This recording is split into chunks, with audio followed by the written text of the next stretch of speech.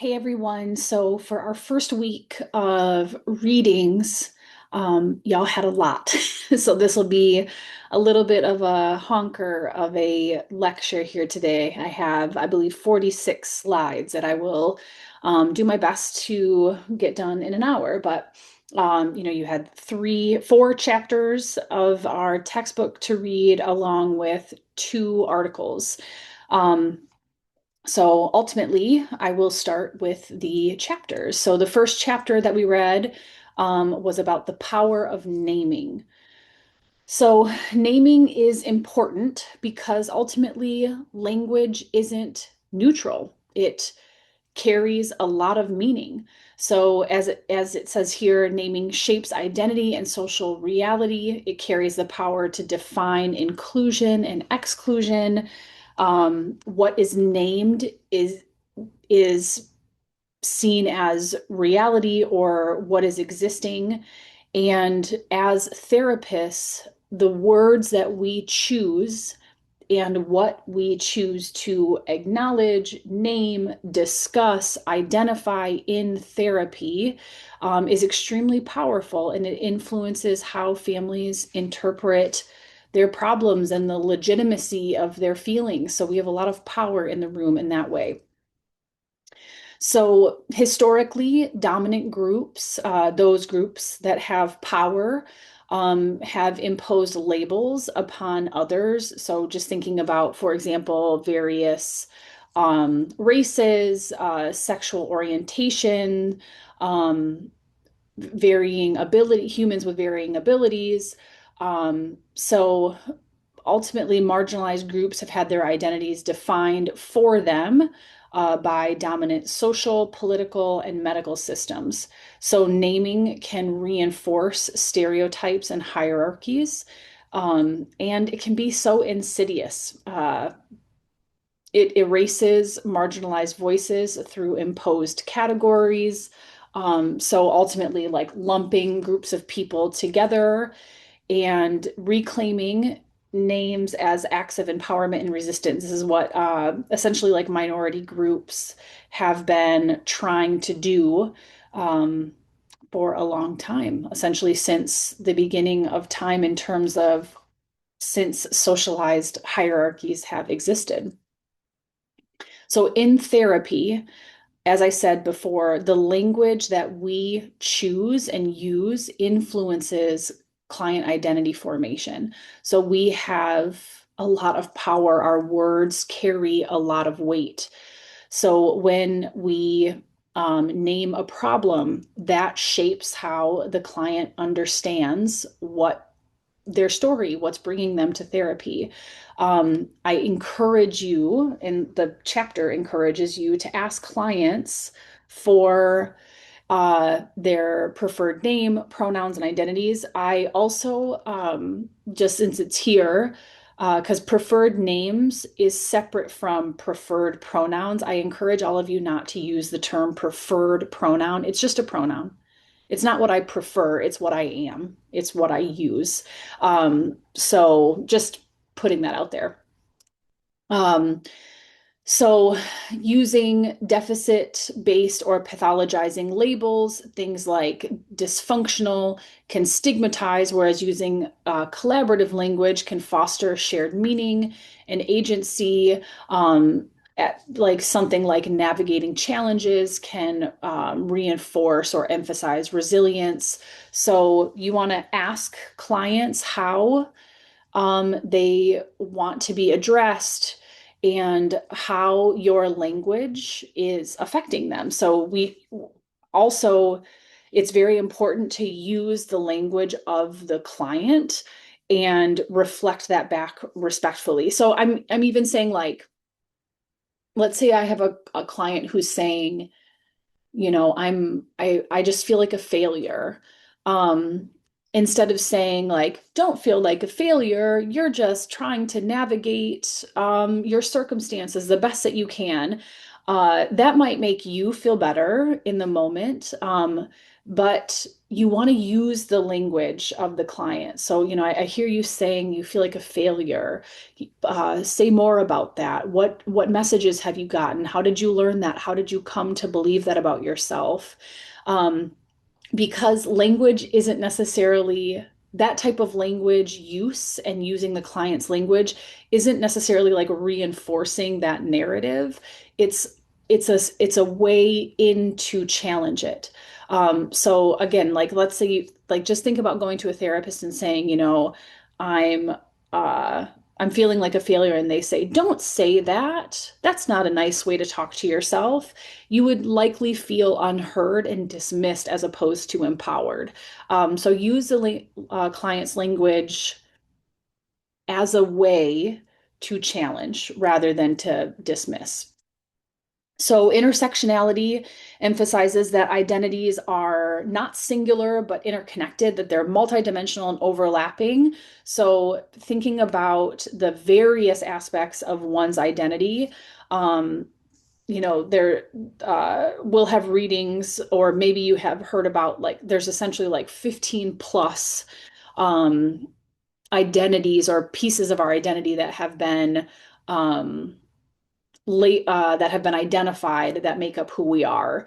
So many times uh, we limit it, or we stop recognizing a person beyond like their gender or their ethnicity or their race. But there's a lot of aspects that make us different and unique. And it's important to name these intersections without reduction. So I think in many ways, like that's one of the places that we're at. I just think about that when we, for example, like just use one area of somebody's identity, that does lend itself to some stereotypes. So, if you see me as a white woman, there's going to be information that comes to you simply from that identification. Like there's going to be stereotypes about who I am, what I may believe, who I love, things like that. Um, and that ultimately reduces us to just these pieces of who we are, but we're much more complex than that. So I encourage you to really work on understanding your client in their complexity rather than like reducing them. And I think sometimes that can be one of the struggles with a class like diversity is it's, even how we label each week. It's like we have a section on like Asian Americans. We have a section on Indigenous individuals, a section on African Americans and Black individuals. And that's one piece of who these individuals are. So just that in mind that, people aren't a monolith, groups of people aren't a monolith. Um, and if you have 100 people who look similar, they may even be from the same family, these are 100 unique individuals with a lot of complexity and history and all that kind of stuff. So a failure to recognize intersectionality risks in being invisible. So again, if also reduction of identities is the same risk. So some applications here, explicitly naming systemic injustices, isms, phobias, are really important to contextualize an individual. So, one of the things that I also want to instill in you this semester, sometimes what we do is we'll talk about risk factors as like these individual factors. So like for example, like being a woman isn't a risk factor. Sexism is the issue. Being a racial minority is not a risk factor. The system is what is the problem. So I think sometimes what we identify as like an issue or something that needs to be navigated, we need to look larger than that and look at these systems that we're trying to navigate. So you always do want to recognize both the struggle as well as the resilience. Um, So we don't want to dismiss the struggle by only focusing on the resilience. And quite frankly, the reason that resilience even exists, from my perspective, is tough because it means that you have to persist through something. And many times it's the systems that disproportionately disadvantage certain people simply for aspects of their identity, that they didn't choose, that they didn't ask for. It's the way the systems are set up. Um, also, you'll talk about this in your theories class, but externalizing problems is a core like feature of narrative therapy. So you want to, in the spirit of naming, in the spirit of language, you're using naming to externalize problems such as like the depression. So a person is experiencing depression rather than this depression being inherent in them. So saying the depression is a different way of discussing it as opposed to you are depressed, which is in many ways like saying that the person is the problem rather than like the problem being the problem. You can empower families to co-create alternative liberating narratives. Again, this will be covered if you haven't taken Theories 2 yet. This will be covered extensively in the narrative section of that class. And then naming can also help connect personal pain with broader systemic issues. So it's both this issue that an individual needs to navigate as well as informed by larger systems. So ultimately, connecting to broader systems can liberate somebody from seeing themselves as being a personal failure or something like that. So some takeaways from this chapter: naming is powerful. It's profound, and it has the power to marginalize or liberate. It can stigmatize, it can oppress, it can empower, it can heal. And we hold a lot of power in the act of naming by virtue of the position that we have, and the role that we play in the therapeutic relationship. So it's important to be intentional and respectful, thoughtful about the words that you use. Be contemplative. Take a second before you name something or label something. Check in with your client. Does this resonate with you? Would you say it a different way? Would you label this differently? And the importance of co-creating narratives. So you may offer an explanation or an alternative. Check for buy-in. Check for relevance. Is it validating? Does it honor identities? Does it foster resilience? Check in with your clients. So then we have the next chapter, chapter 3, I believe, revisioning gender, revisioning power. This is talking about equity, accountability, and refusing to silo. So highlighting again that intersectionality. So specifically discussing gender. Gender is a system of power, not just categories. So gender is, in many ways, it is a socially constructed aspect of our identity. And it has specific meanings and symbols. And just thinking about like what is the purpose of gender? Again, social construct to reinforce or instill hierarchies. It is a way of organizing individuals, and generally gender privileges cisgender white heterosexual men, and intersectional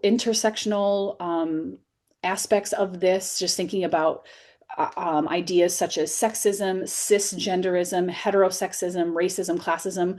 Those are all intertwined with gender to again reinforce social hierarchy. So another thing to consider is how we have historically seen gender or discussed gender as a binary, and how more contemporary models see gender as more fluid, evolving, And I encourage you to see gender in the same way of it not being binary, that it can be, that it's dynamic, that it is fluid, it's evolving. And again, just identifying and recognizing how gender is embedded in oppression and empowerment. So, history of gender in family therapy. Um, Early family therapy ignored gender and reinforced binary roles. So, I'm just, for example, like structural family therapy discussed power between subsystems. So like the power differential between like the executive subsystem, the parental subsystem, and like the sibling or child subsystem. But it didn't necessarily discuss power within each subsystem of, like if it's a heterosexual couple, that generally a man has more power within the executive subsystem than a woman. So just thinking about that aspect and the importance of the evolution of our field, bringing in feminist critique, multicultural critique, queer critique. These are all very important to the evolution and the relevance and the helpfulness, supportiveness of our field. So historically, men have been seen as leaders, providers, and the role of women is to be subservient, caretakers. This is can be particularly emphasized within different religious sectors.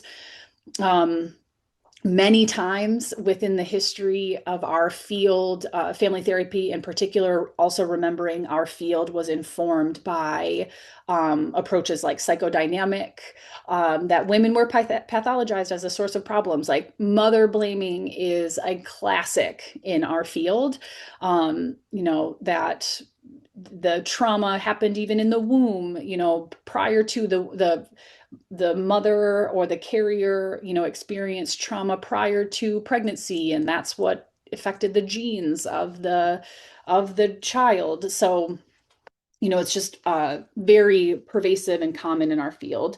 Then in the 70s and 80s, there's feminist critiques that recognize patriarchy. So this is another thing that you will learn about both in this class and in other theories classes is the various waves of feminism. So ultimately, like the first wave of feminism, though I think there was good intentions, excluded basically anyone other than cisgender white women. Actually, I should say like more affluent cisgender white women. So various waves of feminism have become more and more inclusive, with various voices being highlighted and elevated and lifted. So even, feminism has had its flaws for sure. Um, Even in postmodern approaches, so these are considered more like contemporary models, they want equality or I think believe in it, push it, and also there's still a binary aspect to some of the more contemporary models. So some shifts, there have been inclusion of blended families, same-sex families, non-binary identities. So ultimately like constellations of families that don't mimic the like Leave It to Beaver. I don't know what the name of the family is, but like that, very traditional 1950s vision of what a healthy family is. In many ways what our like current administration wants us to go back to. I digress.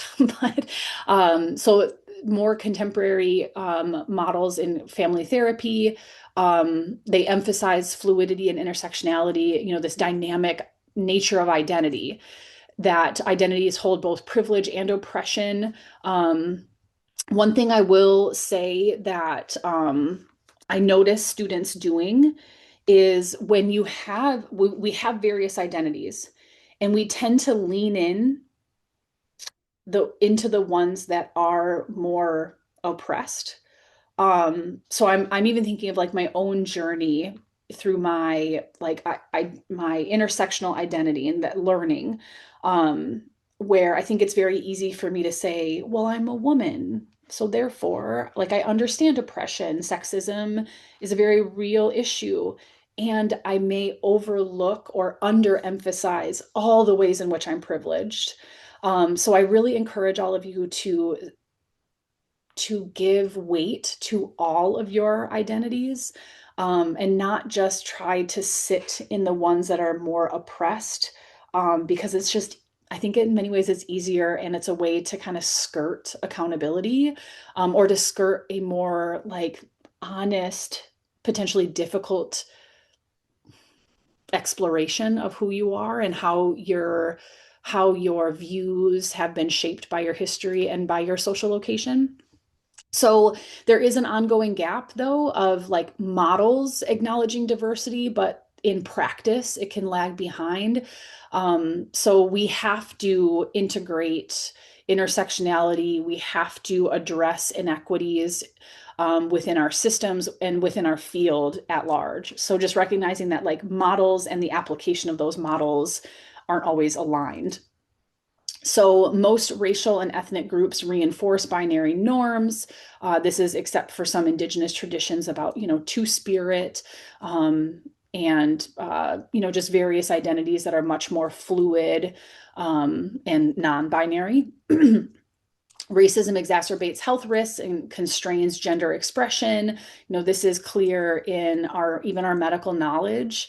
I can't help but think about, I think he was like 15 or something, and a black 15-year-old who was like, hey, we don't have like good training on how to identify like skin cancers in darker skin. Like all of the textbooks, all of the things that we learn are on lighter skin, and perhaps the ways in which this like cancer or this abnormality shows up on darker skin was different. This should be included in our medical books. And I think in many ways we have similar examples to that in our field. So cisgender women of color face more sexism than white women. Black women often limit power to support Black men. Trans women of color face the highest violence and disparities. So you can see some of these intersecting identities. And remember, these are only like two of those identities too, but we're identifying right now, discussing gender and race. So it's even more complex than this.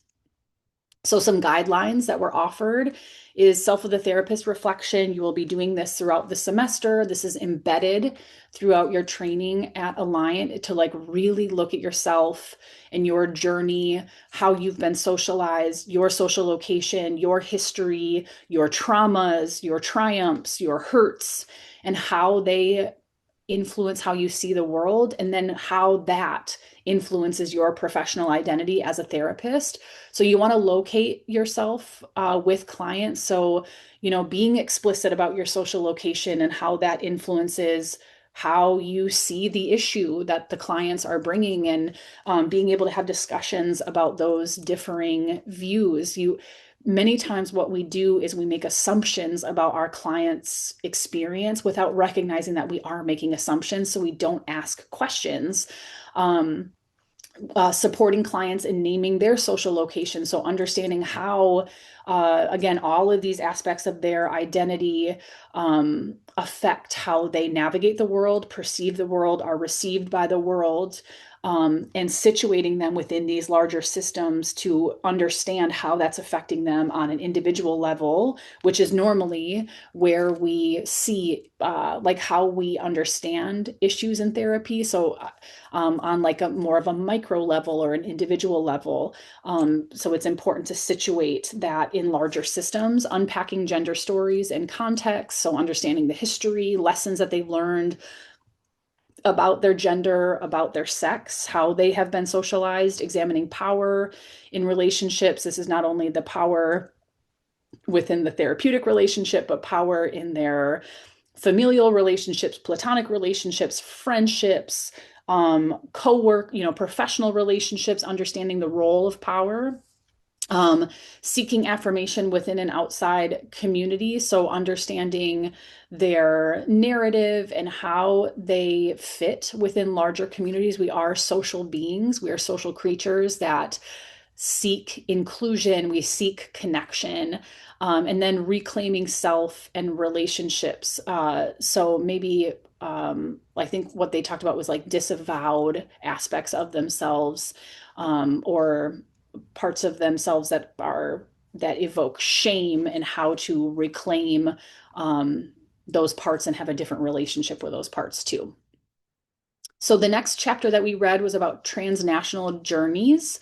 Um, and so what Dr. Valikov talked about was that when families experience migration or they migrate, the emotional impact goes far beyond physical distance, that children can feel betrayed and when they or feel left behind.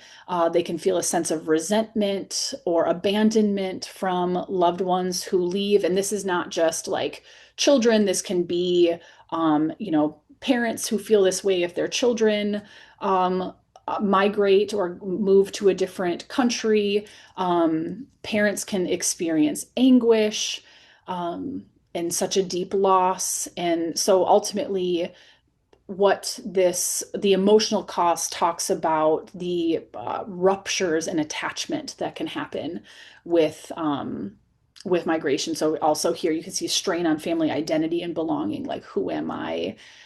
Where do I belong? And so also recognizing that technology within, like, so historically without technology, migration could be seen as kind of this like quote unquote clean break. Like I don't interact with my family. I don't have a way to communicate with them, but we have lots of ways of communicating with social media. I know that a lot of people utilize WhatsApp as a form of communication. So it makes it possible for families to sustain ongoing contact. And there's a maintenance of essentially like kind of two homes of the country where you physically reside, maybe the country, your home country, or where your family resides, your loved ones reside. There's also international exchanges of money, remittances, calls and rituals that sustain the ties as well. And it creates this complexity as people navigate like where is their belonging, or how to navigate feeling belonging, maybe simultaneously nowhere and in multiple places. So these are aspects of this experience that we as therapists should be aware about, be curious about, ask about, give space to.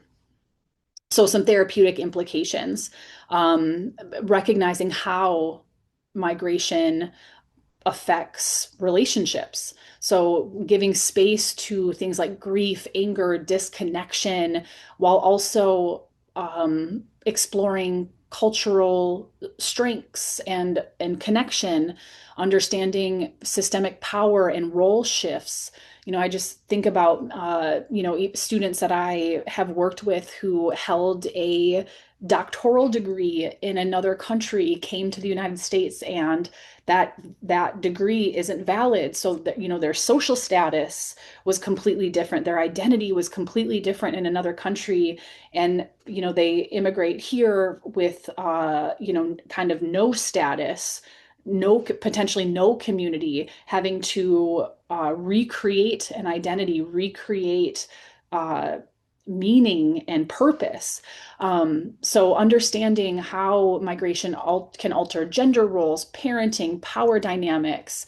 And you also want to integrate some of that ancestral continuity into healing and understanding what's important to your clients. So some ways in which family relationships can be reshaped by migration. So spouses, there can be intimacy and jealousy challenges that come about. And also, I recognize here that I'm highlighting a lot of the struggles that migration has or can inform, can contribute. And yes, of course, there are also positives. And what we tend to work with in therapy is like understanding struggle. So these are just some of the like more negative consequences of migration. Parents and children, there can be anger at reunions of, maybe feelings of abandonment, resentment, this sense of emotional distance. This reaction can be really difficult for parents of, children not really understanding, why is my parent not here? And making their own meaning of that when, the parents' intentions are to, provide a better life or provide opportunities that they weren't offered, but that maybe the children don't really understand that, so they can feel a sense of neglect. Um, uh, some older family members can feel left behind, a sense of emotional neglect, and these need to be addressed in therapy. So, how do people stay connected? Some ways that families manage separation is through rituals of connection. So, sending money or goods can keep people economically linked. Regular phone calls, sometimes not talking about some difficult experiences can maintain closeness, and maybe there is still like a barrier because they don't want their family to know that they're struggling in the way that they are. There can be some cultural practices or rituals like cooking traditional foods, celebrating holidays that can sustain a sense of belonging. So these can be really vital rituals that also that can connect and highlight some inequities or inequalities amongst family members. So second generation legacies, children as what are called emotional transmigrants. So this is where they carry pride in their roots while also facing issues like racism and discrimination. So they live hybrid identities, balancing assimilation and cultural preservation. And we need to support them by validating both their struggles and their strengths.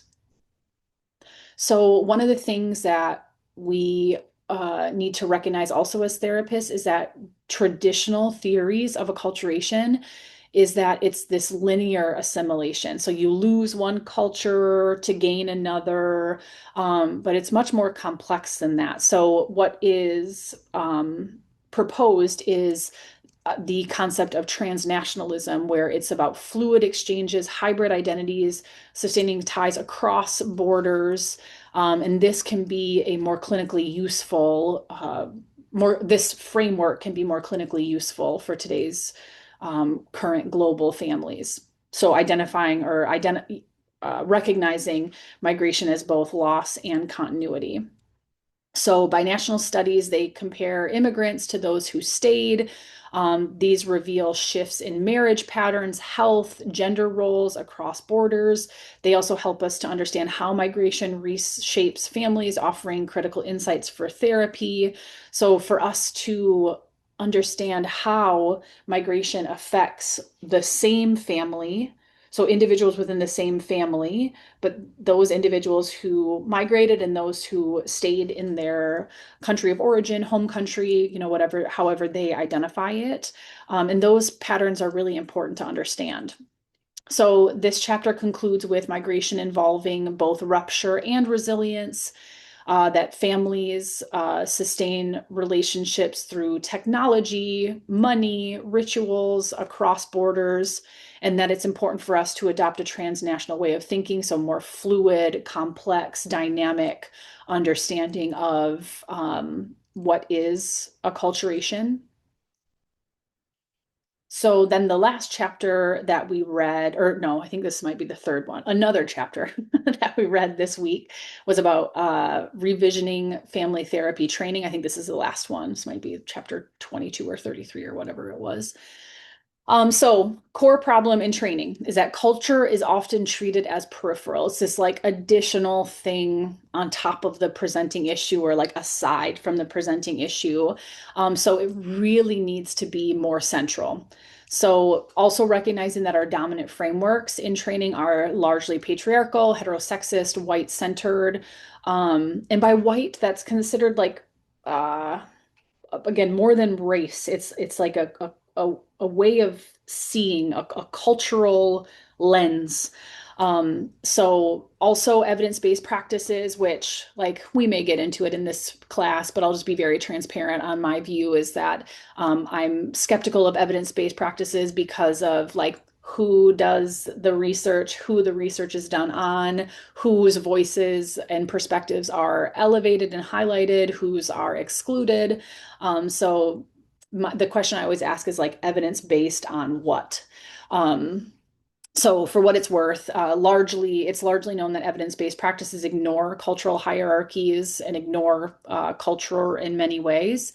So Robert J. Greene in 1998 predicted that race would become central and should be at the heart of family therapy. So he urged that there was a development of multicultural family systems theory, which exists now, and that framework integrates race, gender, class, orientation, spirituality, disability, and other aspects of our complex identities.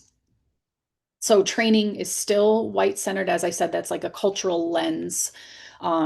It's also that faculty of color constitute less than 10%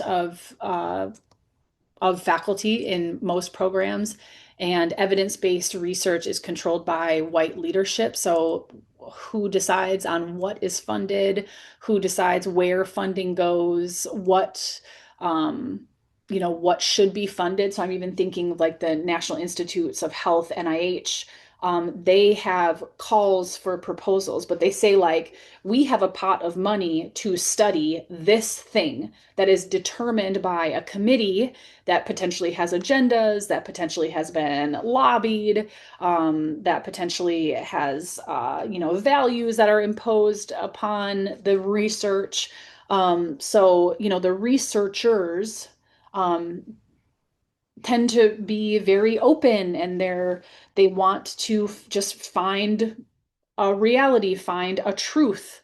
Um, and even how money is allocated to funding it's never politically neutral. Nothing's neutral. So just keep that in mind when I'm in no way saying like be skeptical of research.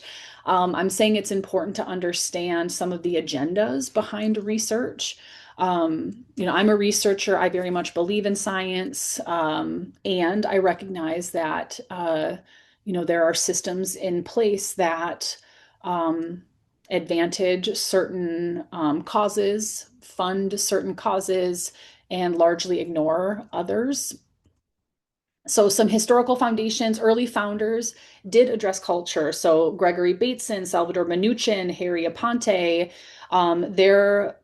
their frameworks uh, did address culture, and some of those insights were later lost on some more white centered frameworks. So, non white family structures have been marginalized. Of course, this erased families of color, poor families, LGBT families that weren't LGBTQ plus families who weren't, part of the mainstream theory, essentially.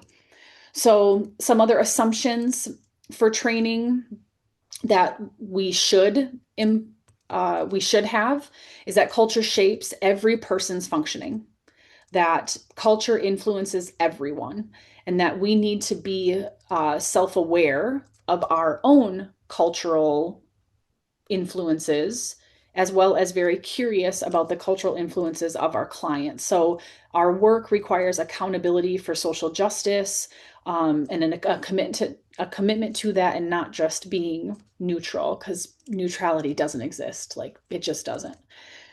So some guidelines were proposed for programs that diversity should be a core mission. So it should be more than just a class that you take. One of our missions at Alliant is that diversity is important and it's highlighted, and it should be integrated into every single course that you take here at Alliant. Uh, Another guideline to recruit, retain, and mentor diverse faculty and students. Again, diversity in a plethora of ways, thinking about all of those different pieces of our identity, and that the curriculum should integrate culture at all levels. So they should be in all courses, not just electives. And this is something that we very much worked very hard to embody at Alliant. So some approaches using cultural genograms, we'll talk more in depth about that. But this is ultimately like, oh my gosh, Bowen, Bowen's traditional genogram, plus culture. And we'll talk a little bit more about that in later on in the PowerPoint. So having social location exercises, understanding power dynamics, having that be exclusive, having students really explore the power dynamics based on their social location, facilitate difficult dialogues on power and privilege and oppression. We'll be doing that in this class. So there will be times where you are uncomfortable, and that's the point. So if you find yourself at any point getting defensive, feeling attacked, talk about it. Like, let me know, and we can have a discussion about that. It's really important to critique some of the learnings that you have been exposed to challenge some of the stereotypes that may be internalized that you're not even aware of, because it can be so insidious and so pervasive. And also remember, privilege isn't the absence of obstacles. It is a viewpoint that where those certain obstacles aren't relevant and therefore they're not seen. So privilege does allow for some obliviousness. And my hope is that throughout your time in this course, throughout your time at Alliant, that you become more aware. And sometimes that awareness brings anger. It's unjust. And then the question is like, what do I do with this new insight? How do I use my privilege in a productive way? And we can talk about that stuff. So I'm letting you know that you hopefully will be uncomfortable. You hopefully will be challenged. To me, the biggest like disservice that we could do to you as students is leave you unchanged from this program. The hope is that you come out changed. And I'm not saying because you're super flawed now or you have, big issues that you need to address. This program will hopefully bring forth some insights that you weren't aware of, and some personal beliefs that you weren't aware of. So this chapter concludes with transformation requires more than lip service. It needs to be not performative. It needs to be actually applied. Culture should be must be central to theory, practice, and research. So keeping that in mind, that you are culturally attuned, and that you are accountable, socially just, and a multicultural family therapist. So this is to remain ethical, effective, inclusive. So I really want you to identify in those ways and really embody that in your practice. All right, so moving to the articles that we read, Dr. Hardy talks about the theoretical myth of sameness. So he talks about how race, culture, ethnicity, and gender are many times overlooked in family therapy and in the family therapy literature. So even through systems theory, or even though systems theory emphasizes context, the field largely ignores social inequities. So there have been feminist critiques, like we talked about, particularly in the 70s and 80s, that challenged gender bias in the field, but excluded other identities. So just, the history of the field and some of the evolution through challenge. So therapy often assumes sameness across clients in many ways. So, I think about Jane Elliott, who is an anti-racist researcher, and her kind of like mantra or tagline is, "We are all one race, human race."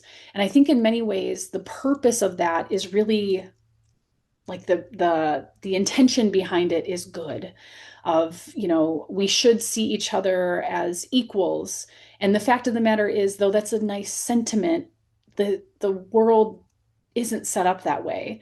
So in some ways that can try to encourage some level of color blindness when that just isn't useful. So if you go around and say, I don't see color, many ways what I hear is uh, talking about race or even challenging my own perceptions on race is uncomfortable to me. It is easier for me to just not see it, even though, like, you do see it.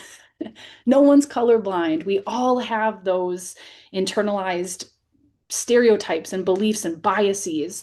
Um, so ultimately, having these like universalist assumptions, they erase cultural differences that are really important and really shape people, and again, how they are perceived by the world, how they're received by the world, how they perceive the world.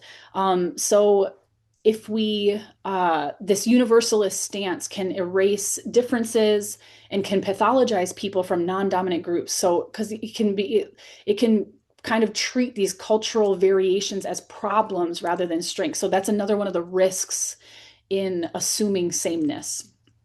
So some implications here: ignoring cultural context perpetuates biases, um, because you're not talking about it. And when we don't discuss it, we're left to assume. And also, ignoring culture doesn't make therapy neutral. It just perpetuates assumptions. So we must, or we may unintentionally reinforce oppression by not addressing it, and by we again, there's an inherent power dynamic in the room. So we are in many ways imposing our perspective by virtue of not discussing other perspectives. So we bring our perspective in the room. We have the power. So therefore, we, in many ways, can dictate and inform the direction of conversation. So we have to be curious. We have to be willing to challenge our own perceptions. And so there's a need for cultural accountability and training and practice. And again, that's what we try to give you here at Alliant. So therapy training often minimizes diversity. We've talked about that. Curriculum can center on white, Western, middle class norms. So there's a call for inclusion of race, culture, and gender issues amongst other aspects of our identities. So these are really important aspects to have in training programs. So again, some clinical applications here: recognizing and honoring cultural differences. It's really, again, be curious. There are no one-size-fits-all interventions. We have to actively recognize and validate cultural differences. We have to challenge these universalist assumptions that, like, we're all the same and there's, more similar about us than there's differences. You can hear that there's like good intention behind that sentiment, and there's a lot of erasure in that. So we also need to develop more inclusive interventions. So every theory that we use is inherently limited. It's a theory, and all theories have their assumptions about human functioning, family functioning, relational functioning. And those interventions that are provided need to be tailored to your clients. So this article concludes with the fact that the myth of sameness undermines family therapy, and it, negates or maybe dismisses that family therapy is inherently value laden as well. So we have our values that, like, family therapy has its values that are embedded in the theories, as well as us practitioners have our values that, as the tool in the room, our values are inherent in the way that we do therapy. So we have to also understand our own values and how we are presenting the interventions, how we are assessing our clients, how we are positioning ourselves in the room, and that equity and accountability are ethical imperatives, not just add-ons to the field. Like, these should be central to what we do. Okay, so the last article that we read was the cultural genogram, and this ultimately takes actually, oh yeah, okay, it's the next slide. Sorry, I'm looking at like presenter mode so I can see the next slide that's up. But ultimately, uh, what the authors stress is cultural competence, um, that isn't just about like knowing facts about groups. It's about developing a sensitivity, which comes through reflection and understanding your own cultural positioning. So it's not just like, you know, that's to me, that's one of the what can be like a flaw in our diversity training is like, Asian Americans tend to practice this tradition or have this um, perspective. LGBTQ clients tend to struggle with this thing. And it's like, that's to me like just as damaging as taking a stereotype and applying it to a group of people. So it's like cultural awareness and cultural sensitivity ultimately are understanding yourself and your position alongside your client's perspective and position, and being curious and being willing to challenge your own assumptions and biases. So the cultural genogram is ultimately an adaptation of Bowen's traditional genogram. So it takes things like age, when you're married, all of the things that you know about Bowen's genogram, and also incorporates and focuses on race, ethnicity, gender, class, religion, the pieces of our identity that inform our social location, so it can reveal intergenerational cultural messages and patterns, um, patterns of privilege, oppression, identity, messages, that again inform who we are as people because we are cultural beings. So it's to me, this really, I think that if you're going to do a genogram, a cultural genogram should be, you absolutely should incorporate race, ethnicity, gender, class, religion, messages about that, lessons about that. To me, that's like what a appropriate or a more comprehensive genogram looks like. So with the cultural genogram, this is a tool that moves you beyond this abstract diversity discussions about these like intellectual discussions. Like diversity isn't like a thought experiment. It is a, a real world experience that really affects people. So it's because when we think about it just as this intellectual activity, it removes the humanness of it, the vulnerability of it, the realness of it. So it's meant to move beyond these intellectual conversations that can be, that academia can kind of fall into many times, these abstract conversations. It encourages accountability for your personal biases. So again, I hope that you are uncomfortable. I hope you learn some things about yourself throughout this semester and throughout your time at Alliant, that where you pause and say, maybe I should rethink this. And evolving is a sign of strength. It's not a weakness. You don't have to double down on things that you've learned. An openness to learning is really important. And I would argue a vital characteristic of therapists. It also can enhance supervision and peer dialogue by having more honest conversations and training. So again, our hope as you take this class and other classes leading up to practicum, that will prime you for some more vulnerable conversations, honest conversations about, viewpoints, perceptions, struggles, things like that, when you're working with clients. Um, so the cultural genogram can help us build self-awareness, so that we're less likely to impose our assumptions on clients and these like internalized kind of dominant cultural norms on clients. So it allows you to identify them and challenge them in the room. So I'll give you an example today. I just had a session with um, a couple today where the man was sharing that he has trouble asking for help. And, I think a cultural norm on that is that men shouldn't ask for help, that they shouldn't need it. They should be like pillars of strength and very certain. And I think in many ways we can um, negatively impact men in that way by telling them, they can't show emotion, they can't ask for help. So instead of saying like, yeah, that makes sense, that we challenge these dominant cultural norms, and how can you exist uh, having been placed in a box, what does it look like to essentially rebel and exist outside of that box in a different way that doesn't just uh, kind of cow to cultural norms. Also, it can this cultural genogram and like self-awareness practices increases empathy and validation for client experiences in many ways because it increases empathy and validation for your own. So you practice with yourself, and that can extend to other people.